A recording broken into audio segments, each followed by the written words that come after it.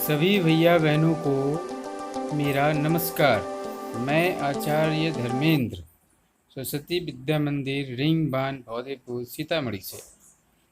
आइए हम लोग पालमपुर गांव की कहानी में और आगे चलते हैं और देखते हैं कि पालमपुर में कौन कौन सी गैर कृषि क्रियाएं हो रही हैं। आप देख पा रहे हैं जैसा कि नंबर 1 डेयरी, नंबर 2 लघु स्तरीय विनिर्माण कार्य, 3 परिवहन और चौथा दुकानदार। यानी कि पालमपुर में ये 4 गैर कृषि क्रियाएं जो वहाँ के किसान हैं उनके द्वारा की जा रही हैं। ठीक है जी। कृषि तो एक कार्य है ही, लेकिन उसके अलावा भी कुछ लोग इस प्रकार के लघु स्तरीय विनिर्माण कार्य, डेयरी, परिवहन और दुकानदारी के कार्यों में भी लगे हैं, जिसके कारण उनकी आय में और ज़्यादा बढ़ोतरी हो गई है। चलिए तो इसका विस्तार से हम लोग देखते हैं कि डेयरी क्या होता है। ठीक है। हाँ जी। तो पालमपुर में अब हम लोग देखते हैं कि किस तरह की गैर कृषि क्रियाएं हो रही हैं। इसके पहले हम लोगों ने देखा था कि पालमपुर में जो कृषि के कार्य हो रहे थे वो किस तरह से लोग वहाँ कर रहे थे। तो आइए अब देखते हैं जो गैर कृषि क्रियाएं हैं। तो आप देख पा रहे हैं जो पालमपुर गांव है वहाँ पर जितने लोग रहते हैं उन लोगों में से जो काम करने वाले लोग हैं उनका 25% लोग ही कोई दूसरा कार्य करते हैं, यानी कि कृषि को छोड़ करके कोई दूसरा कार्य करते हैं। ठीक है। तो इन्हीं 25% में से कुछ लोग ऐसे हैं जो डेयरी का काम करते हैं। डेयरी कहने का मतलब कि दूध का कारोबार है ना। तो दूध कहाँ से मिलता है? जो हमारी भैंसें होती हैं, जो गाय होती हैं, उनसे अमूमन हमको दूध की प्राप्ति होती है। तो पालमपुर में भी कई परिवार हैं जो भैंसों को रख करके घास खिलाते हैं और ये घास कब उगते हैं? बरसात के मौसम में उगने वाले ज्वार बाजरा आदि खिला करके दूध का उत्पादन करते हैं, है ना। और उस दूध को जो बड़ा गांव रायगंज है वहाँ ले जा करके बेच देते हैं। ठीक है। और वहाँ पर जो रायगंज के 2 व्यापारी हैं, है ना, जो 2 व्यापारी हैं उन्होंने रायगंज में दूध संग्रहण का केंद्र खोला हुआ है और साथ ही साथ जो कोल्ड स्टोर होता है जहाँ दूध को रखा जा सके, जिसको हम लोग शीतलन केंद्र बोलते हैं, वहाँ पर ये सारे दूध को वो व्यापारी लोग रखते हैं। और रखने के बाद से जो दूर दराज के शहर और कस्बे हैं वहाँ पर उस दूध को भेज दिया जाता है। ठीक है।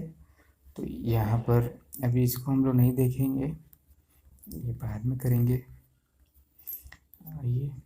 हाँ, अब आ जाते हैं जो पालमपुर में लघु स्तरीय विनिर्माण है ना। लघु स्तरीय विनिर्माण कहने का मतलब छोटे स्तर पर किसी वस्तु का निर्माण करना। ठीक है। तो ये क्या काम होता है? तो आपको पता है कि किसी भी गांव में आप देखेंगे तो वहाँ पर कुछ लोग ऐसे होते हैं जो किसी तरह का निर्माण कार्य में लगे होते हैं। ठीक है। तो पालमपुर में भी 50 से कम लोग विनिर्माण कार्य में लगे हैं। ठीक है।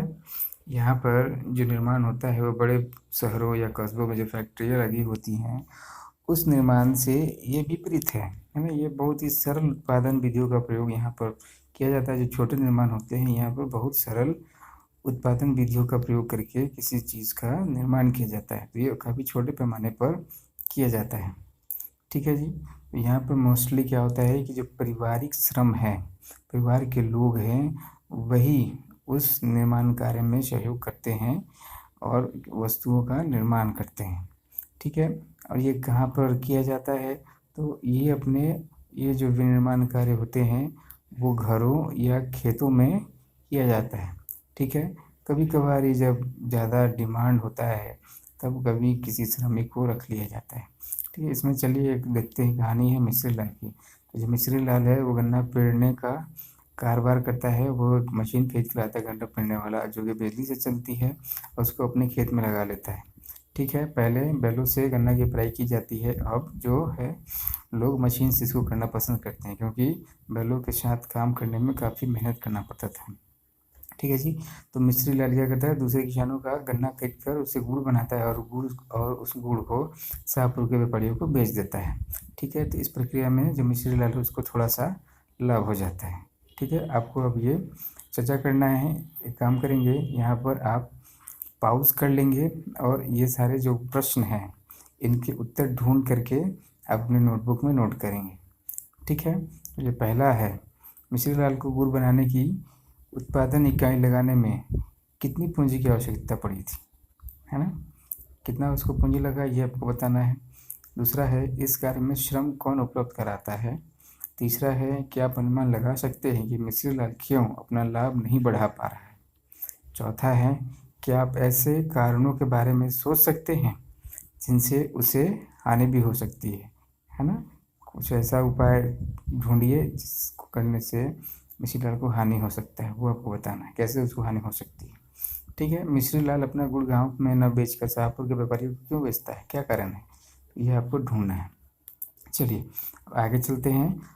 जो पालमपुर के दुकानदार हैं, तो आपको पता है कि पालमपुर एक गांव है और उस गांव में जो भी लोग व्यापार करते होंगे वो दुकान के थ्रू करते होंगे, है ना? और वो दुकानदार कैसा होता होगा, रिटेल का शॉप होता होगा, छोटे छोटे दुकान होते होंगे, किराना स्टोर जिसको बोल सकते हैं।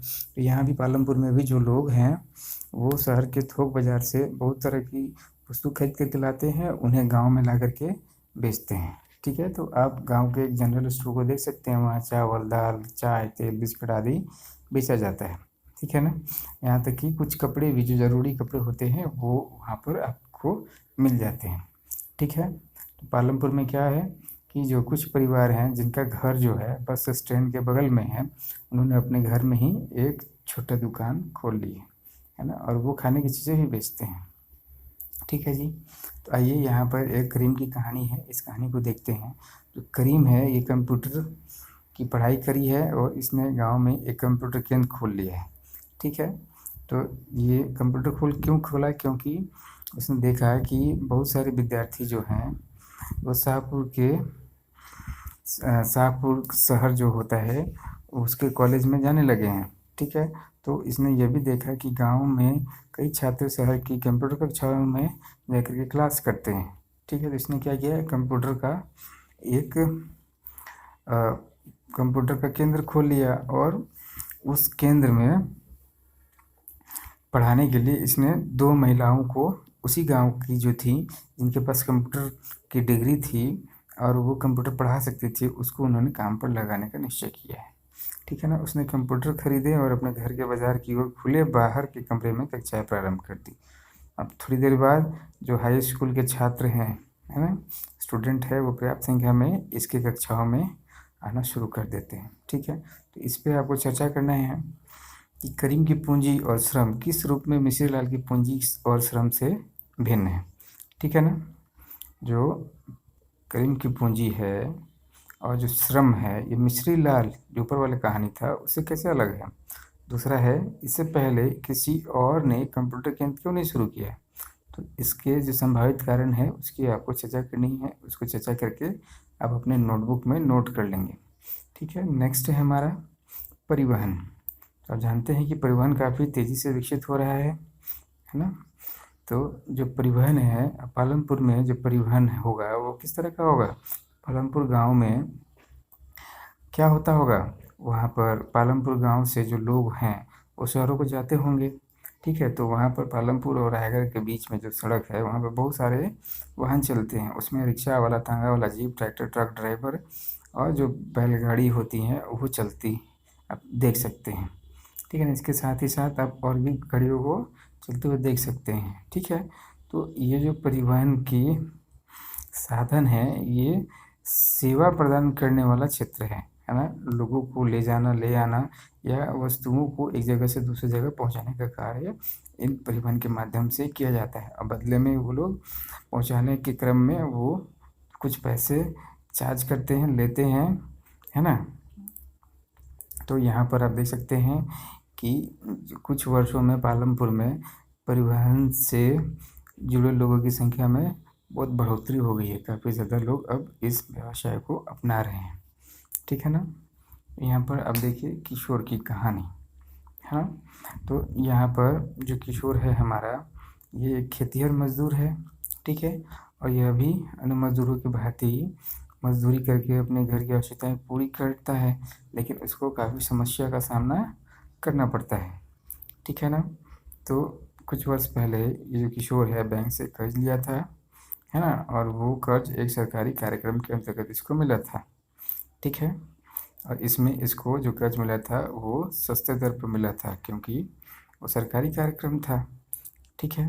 अब किशोर इस पैसे से क्या करता है, एक भैंस खरीदता है। अब उस भैंस के दूध को बेचता है ना। साथ ही साथ उसने अपनी एक भैंसा गाड़ी बना ली है ना, जो बैलगाड़ी के जैसा एक भैंसा गाड़ी, जिसको भैंस खींचते हैं, भैंसा खींचता है, ठीक है ना। अब ये उस भैंसा गाड़ी से कई प्रकार के सामान गांव में ले आता है और ले जाता है, ठीक है।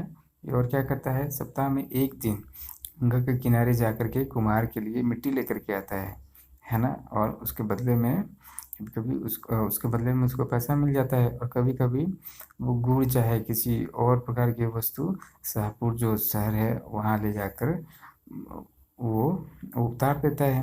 उसके बदले में उसको थोड़ा पैसे मिल जाते हैं, ठीक है। तो हर महीना उसका भैंसा गाड़ी से कुछ ना कुछ उसको काम मिल जाता है ना, शहर को पहुंचाना या कोई चीज़ सामान लेकर के आना। तो परिणाम स्वरूप क्या हुआ, जो किशोर था उसका आय क्या हो गया, थोड़ा सा और बढ़ गया होगा, ठीक है ना। तो उससे और ये थोड़ा ज़्यादा कमाने लगा है, ठीक है। यहाँ आपको ये चर्चा करना है कि किशोर की अस्थाई पूंजी क्या है ना, इसकी अस्थाई पूंजी क्या है। दूसरा, क्या आप सोच सकते हैं कि उसकी कार्यशील पूंजी कितनी होगी। किशोर का कार्यशील पूंजी आपको सोचना है कि क्या हो सकता है। उसके बाद है किशोर कितनी उत्पादन क्रियाओं में लगा हुआ है, किस कौन कौन तरह का उत्पादन कार्य कर रहा है, ठीक है। और उसके बाद क्या आप कह सकते हैं कि किशोर को पालमपुर की अच्छी सड़कों से लाभ हुआ है। तो आपको ये बताना है कि किशोर को पालमपुर की अच्छी सड़कों से लाभ हुआ है अथवा नहीं हुआ है, ठीक है। इसको आप विश्लेषण करके आप अपने नोटबुक में इसको नोट करेंगे, ठीक है जी। तो चलिए आज के लिए इतना ही रहने देते हैं, धन्यवाद।